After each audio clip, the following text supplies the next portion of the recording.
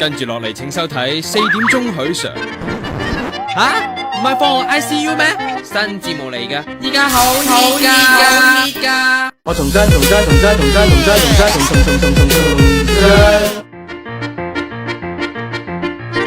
佔領行動開始之後呢，警方同消防處就日開記招，現場直播添。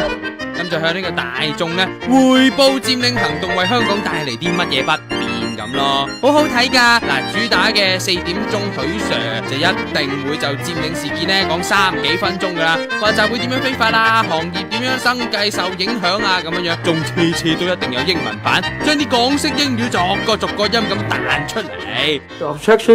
Obstruction by large obstacles。咁跟住呢，就到李 Sir 同埋梁 Sir 發言啦，俾大家呢聽下邊條路有擠塞啊，行唔到啊，同埋救護車啊點樣遲到啊，遲咗幾多分鐘啊，咁嗰啲運作數據咁樣樣咯。